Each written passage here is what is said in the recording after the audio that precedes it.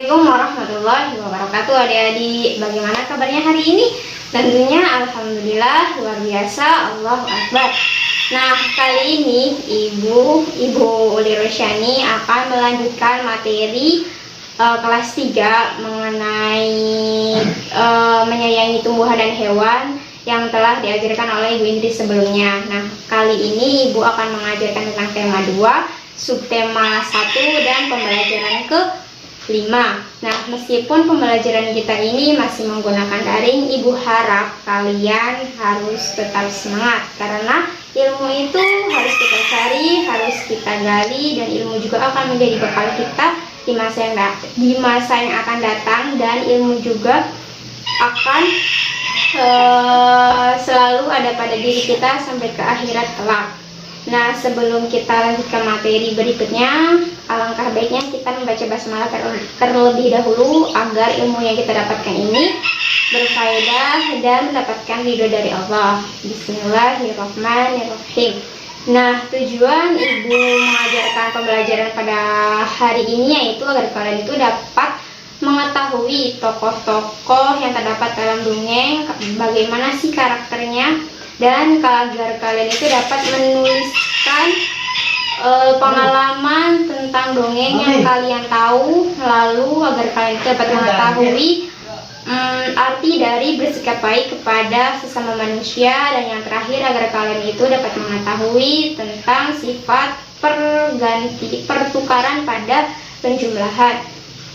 Nah, sebelum ke pembelajaran, menurut kalian nih, kalian itu baik atau tidak sih?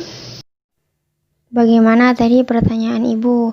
Kalian itu baik atau enggak?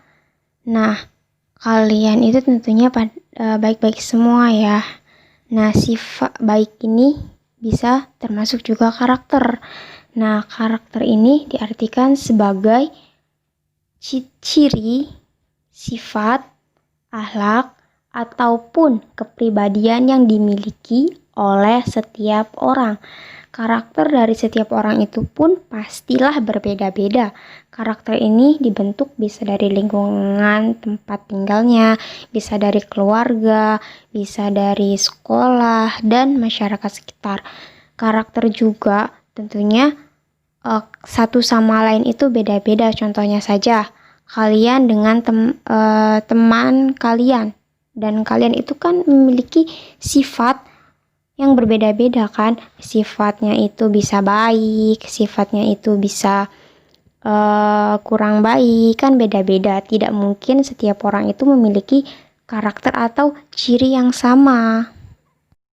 Berikut ini ada karakter dari tokoh-tokoh dalam dongeng Kebaikan Si Pohon Bambu. Nah, yang pertama itu ada Pak Tani. Pak Tani ini berkarakter protagonis atau sopan karena di dongeng ini disebutkan, bolehkah aku bersandar di batangmu?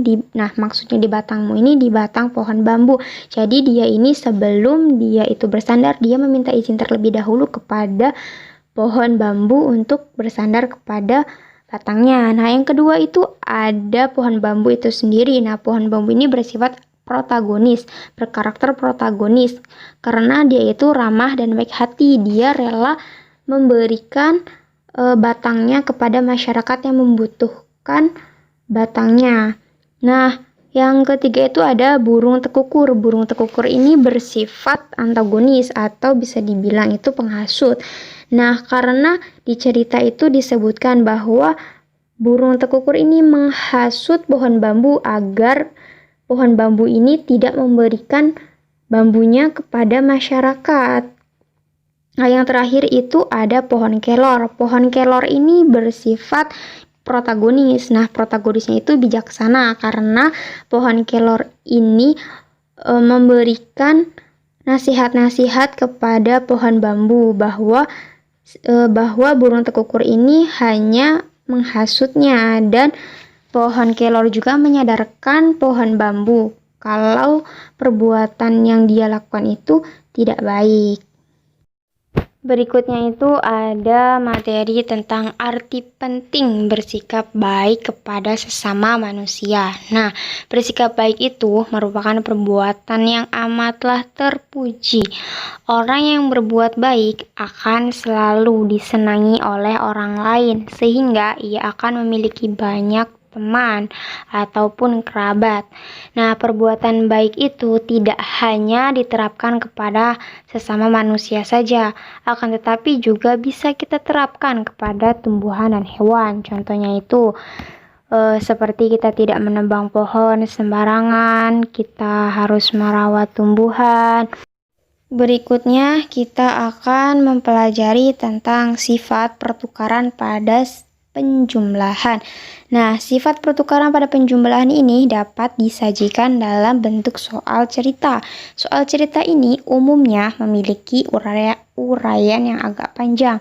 Oleh karena itu, kita perlu memahami terlebih dahulu maksud dari cerita yang tersaji dalam sebuah cerita tersebut. Berikut ini merupakan contoh ceritanya. Nah, Rio mengumpulkan 475 butir kacang tanah. Lalu ia memasukkannya ke dalam mangkuk. Kemudian Rani mengumpulkan kacang tanah sebanyak 510 buah butir kacang tanah. Lalu ia meletakkannya di panci plastik. Pertanyaannya itu, berapakah jumlah kacang tanah milik Rio dan Rani? Nah, karena Rio sudah mengumpulkan 475 butir kacang tanah, sedangkan Rani sudah mengumpulkan 510 butir kacang tanah. Jadi 475 ditambah 510 butir kacang tanah sama dengan 985 karena Rio mengumpulkan 475 sedangkan si Rani sudah mengumpulkan 510 buah. Maka dari itu 475 ditambah 510 sama dengan 985 buah. Nah, lalu bagaimana jika wadah penyimpanan Rio dan Rani ditukar? Nah, kacang tanah Rio ini diletakkan di panci plastik, sedangkan kacang tanah Rani diletakkan di mangkuk. Pertanyaannya itu, berapakah jumlah kacang tanah keduanya? Nah, karena tinggal ditukar saja. Rani ini memiliki 510 buah butir kacang tanah. Nah, sedangkan Rio itu mempunyai 475 butir kacang tanah. Itu sama saja ditambah, berarti hasilnya itu 985. Jumlah kacang tanah milik Rio dan Rani tetap sama, yaitu 985 butir.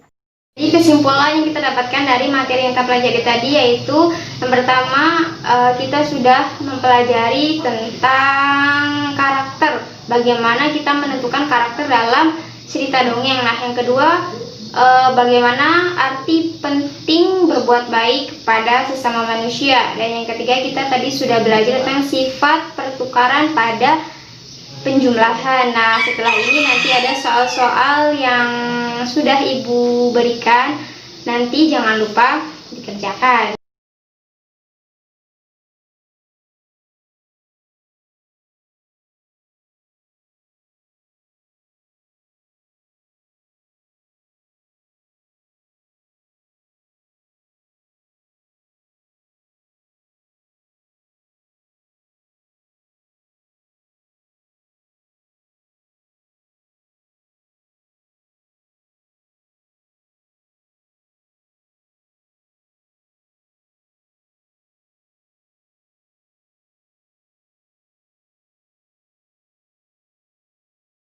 Demikian materi yang dapat Ibu sampaikan, kurang dan lebihnya Ibu mohon maaf.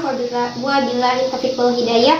Wassalamualaikum warahmatullahi wabarakatuh.